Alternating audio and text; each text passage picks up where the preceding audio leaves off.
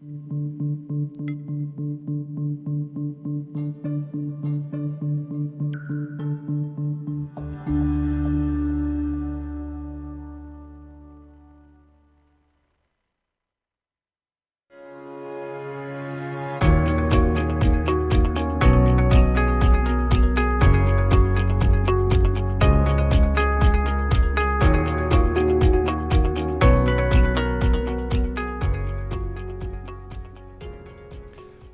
to CEO Money. I'm Michael Yorba. Thanks for joining with me. I have Dr. Poothullil on the show with me today. He is the author and referred to us by one of our favorite people, Devin Blaine. All right, Dr. John, welcome to the show. Thanks for being here.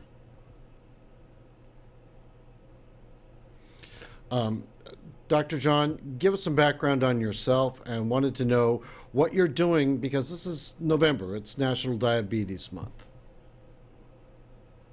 I graduated from medical school. I went to internship. I did fellowship. I was practicing in the state of Texas for 35 years.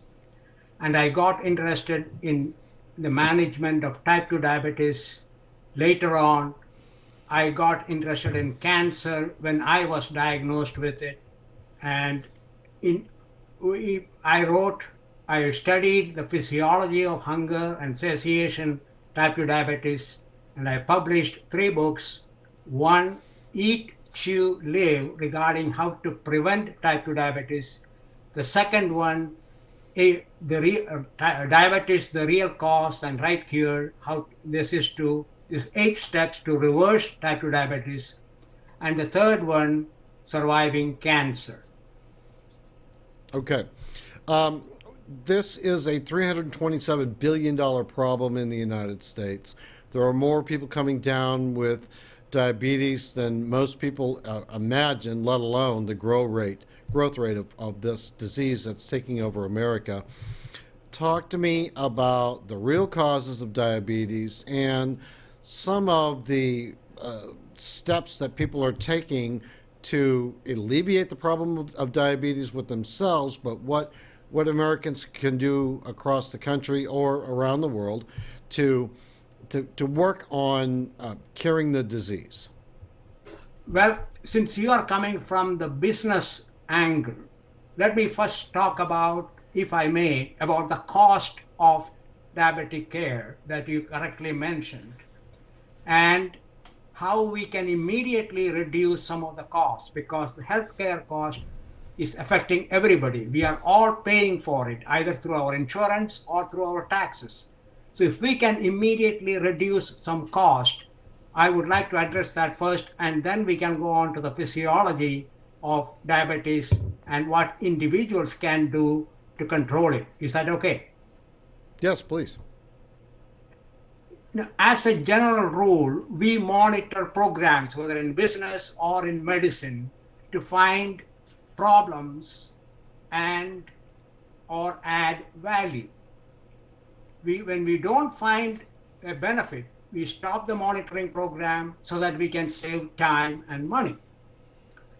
Just to give you an example with regards to type 2 diabetes. When people are diagnosed with type 2 diabetes, they are encouraged to do self-monitoring of blood glucose level, also called home glucose monitoring.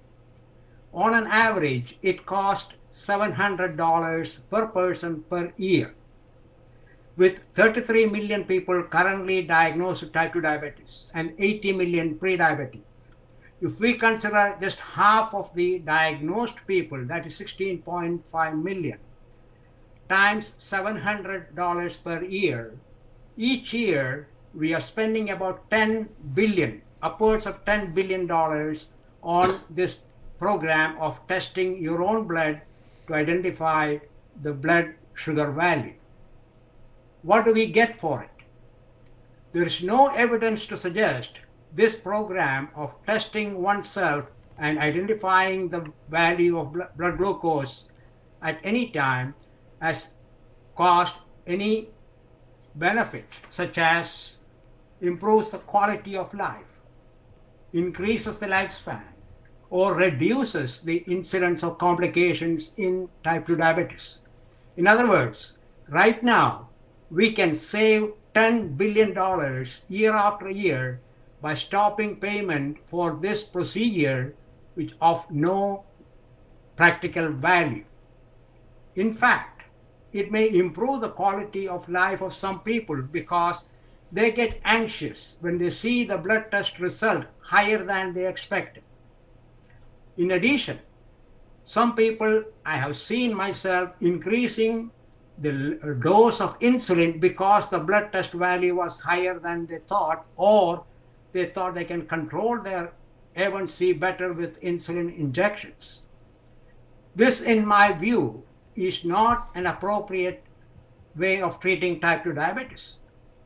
In type 1 diabetes, insulin is a lifesaver, but there is no scientific evidence that type 2 diabetes can be controlled by use of insulin. Yes, insulin does reduce the blood glucose level, but where does that glucose go? It does not go out of the body. It is converted into fat by the liver. How can that help you?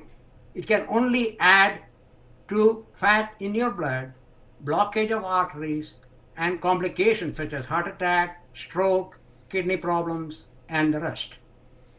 So the question is, how did this come about?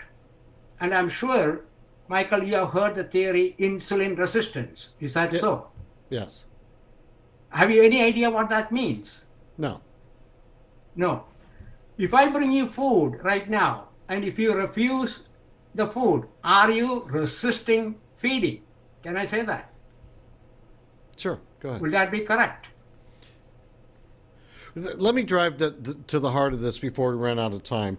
What are the Okay. 8 steps to reversing diabetes that can be done in as little as 8 weeks? Well, that came about from the Australian study in 1970, where the Australian researcher took 10 people with type 2 diabetes, aborigines who were on oral medications, and asked them to go back to the jungle and live like their ancestors did. And within 7 weeks, they lost weight, they reduced their medication, they stopped the medication, and their blood sugar came down to normal. Why? They ate everything: meat, nuts, vegetables, fruits, animal products, everything. What they did not eat were grains, because there are no cultivation of grains in the jungle. So this is what I am proposing, that the whole type 2 diabetes problem started about 50 years ago. What happened before that? We had the green or agricultural revolution that produced an abundance of grains all around the world. And when you eat grains, you are eating literally glucose, because each kernel of grain contains thousands of molecules of complex carbohydrate.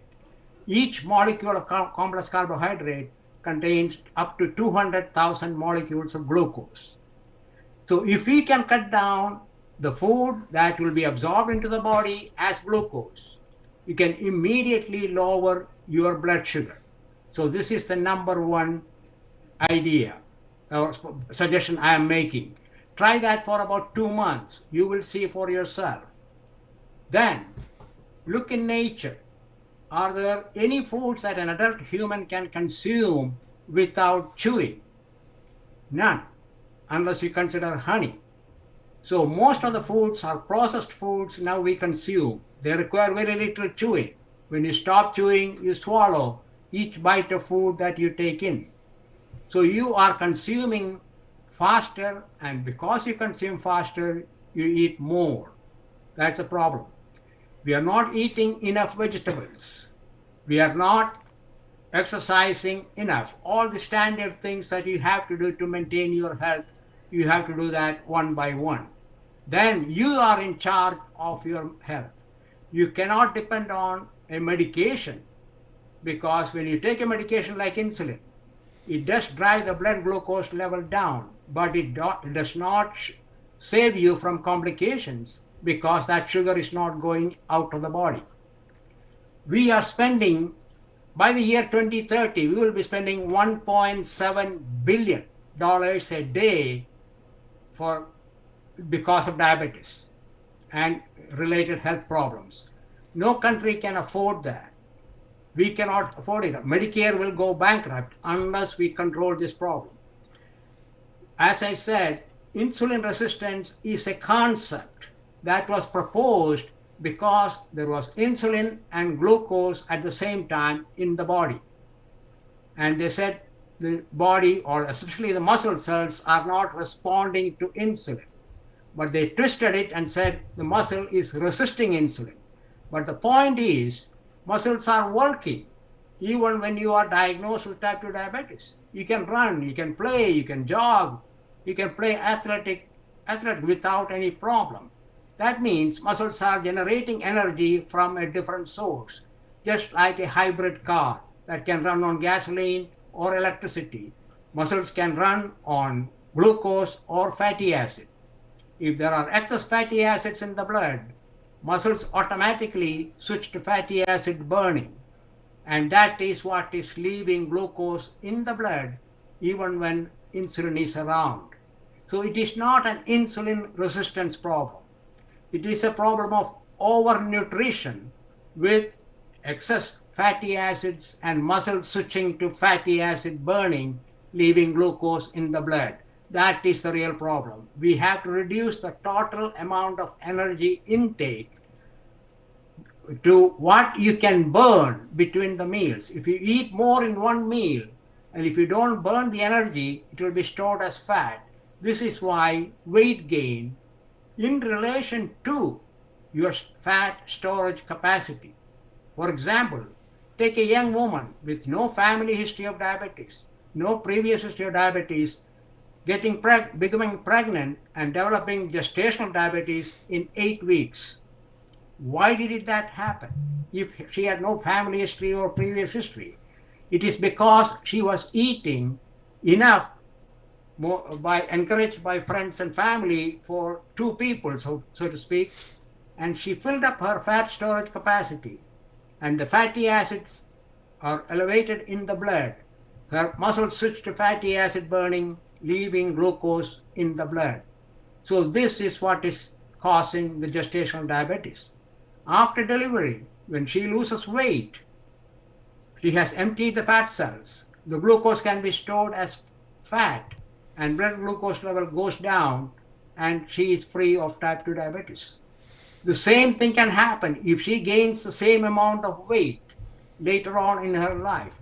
This is why many women who have had gestational diabetes will develop it again earlier than others who did not have gestational diabetes.